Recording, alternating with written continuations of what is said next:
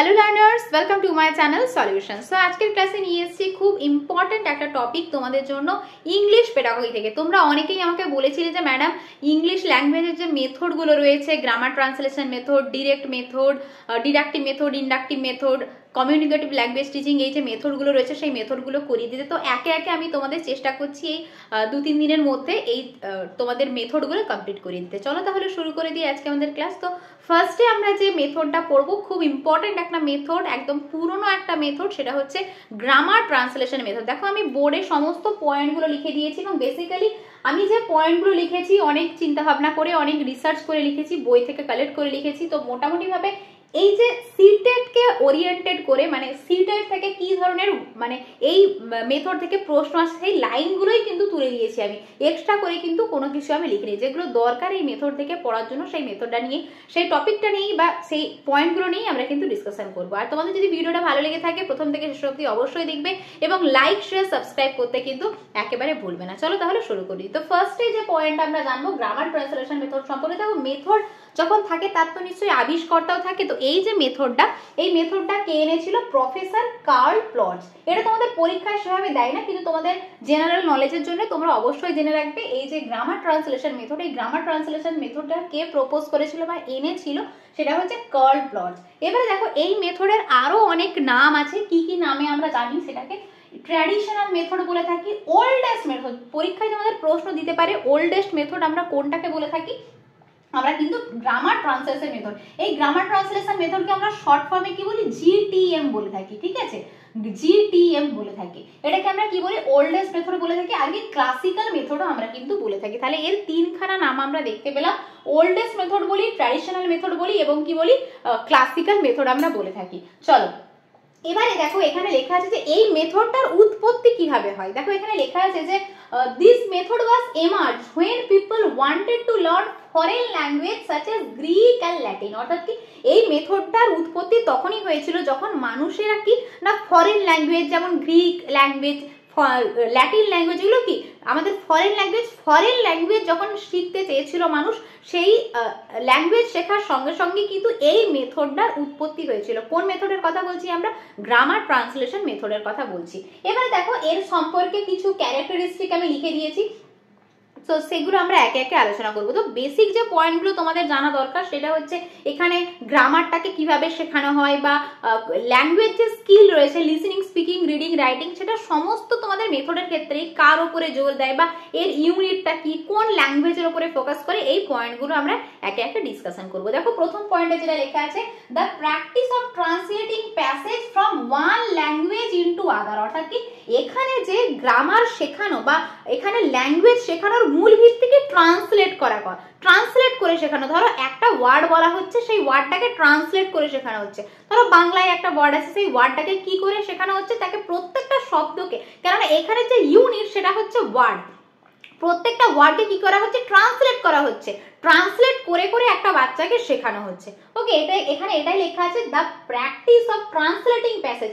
পুরো প্যাসেজকে কি করা হয়? ট্রান্সলেট করা হয় ফ্রম ওয়ান ল্যাঙ্গুয়েজ ইনটু আদার বলতে কি এখানে যে আমাদের যে টার্গেট ল্যাঙ্গুয়েজ বা ইংলিশ ল্যাঙ্গুয়েজের কথা বলতে পারি, সেই টার্গেট ল্যাঙ্গুয়েজে আমরা কিন্তু ট্রান্সলেট মানে কি অনুবাদ করতে করতে আমরা কিন্তু শিখি। আর কি দেখো লেখা আছে, emphasis on reading and writing, speaking and listening is ignore. দেখো আমাদের যে ল্যাঙ্গুয়েজ স্কিল, কটা ল্যাঙ্গুয়েজ স্কিল রয়েছে? আমাদের 4টে ল্যাঙ্গুয়েজ স্কিল রয়েছে, LSRW, তাই তো? L ফর কি? Listening, S for speaking, R for reading এবং W ফর রাইটিং। অর্থাৎ কি এখানে কি করা হয় না রিডিং রাইটিং এর উপরে জোর দেওয়া হয়। অর্থাৎ বাচ্চারা পড়বে এবং লিখবে, কিন্তু স্পিকিং আর লিসেনিং অর্থাৎ কি তারা যে বলবে, একটা যে বলা মানে কি আমাদের কমিউনিকেশন পাওয়ার গ্রো করে। এখানে যত বেশি শুনবে তত ভালো বলতে পারবে। তো এখানে কি করা হয়? এইখান থেকে কিন্তু পরীক্ষায় প্রচুর প্রশ্ন দেয়, খুব ইম্পর্টেন্ট যে emphasis on reading and writing. এখানে কার উপরে জোর দেওয়া হয়?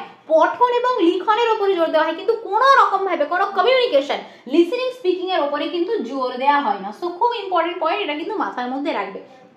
আর কি language 1 is used while teaching. Language 1 মানে কি এখানে মাদার টাং এর কথা বলবো। তো এখানে কোন ল্যাঙ্গুয়েজে পড়ানোটা প্রেফার করা হয়? সেটা হচ্ছে ল্যাঙ্গুয়েজ 1 বা মাদার টাং এ কিন্তু পড়ানোর কথা এখানে বলা হয়। আর কি লার্ন রুলস ডিডাক্টিভলি। এখানে বাচ্চারা রুলস কিভাবে শিখবে বা তাদেরকে শেখানো হবে ডিডাক্টিভলি। ডিডাক্টিভ মানে কি আরোহী অবরোহী পদ্ধতি, আরোহী মানে ইন্ডাকটিভ মেথড আর ডিডাক্টিভ মানে কি অবরোহী পদ্ধতি। অবরোহী পদ্ধতিতে কি হয়, তো বেসিক্যালি আমরা কি রুল থেকে এক্সাম্পল জানি, তো প্রথমে আমরা রুল শিখি।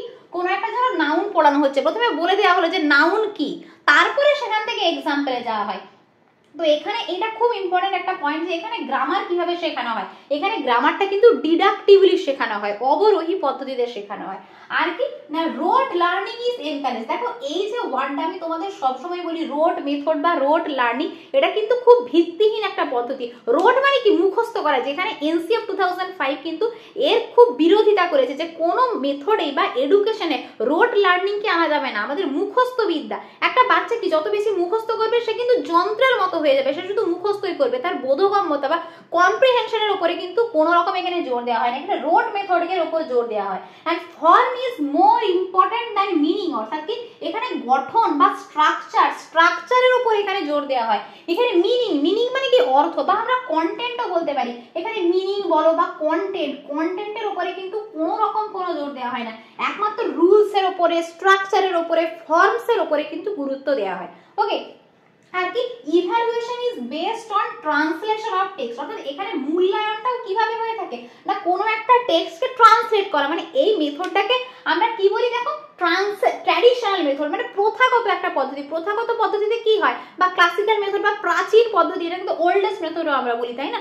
তো এখানে কি হতো বেসিক্যালি ইভ্যালুয়েশন বা মূল্যায়নটা কিভাবে হতো, কোনো একটা টেক্সটকে ট্রান্সলেট করে করে তারা অনুবাদ করবে, প্রত্যেকটা ওয়ার্ডকে অনুবাদ করে করে করে করে তারপর সেখান থেকে কি করছে তারা সেন্টেন্স গঠন করছে। ওকে, তো এখানে মূল্যায়নটা কিসের উপর নির্ভর করে, ট্রান্সলেশনের উপরে, অনুবাদের উপরে।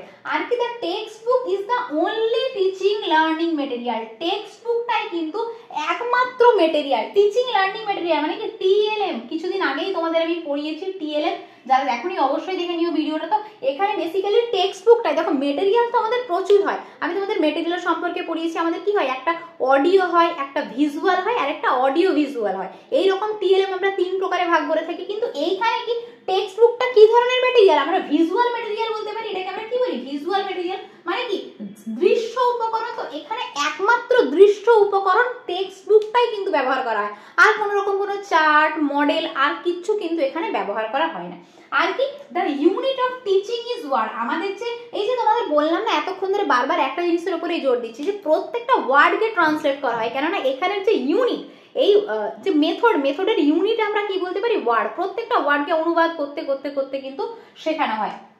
It does not improve the oral fluency of English, oral fluency মানে কি এই যে বাচনিক ক্ষমতা, ওরাল ড্রিল বা প্র্যাকটিস, বা তারা যে ফ্লুয়েন্টলি কথা বলবে তার উপরে কিন্তু কোনো রকম ভাবে জোর দেওয়া হয় না। জাস্ট এখানে বাচ্চারা কি না আমি তোমাদের বলেছিলাম যে এখানে কি হয় না শুধুমাত্র রিডিং রাইটিং এর উপর জোর দেওয়া হয়, কোন রকম ভাবে কিন্তু ওরাল ফ্লুয়েন্সি, তাদের যে বাচনিক ক্ষমতা, বাচনিক সক্ষমতা, তার উপরে কিন্তু একেবারেই জোর দেওয়া হয় না। আর লাস্ট পয়েন্ট দেখো কি আছে, the learners unable to use English in a day to day communication. দেখো তারা স্পিকিং লিসেনিং তাদের গ্রো করছে না।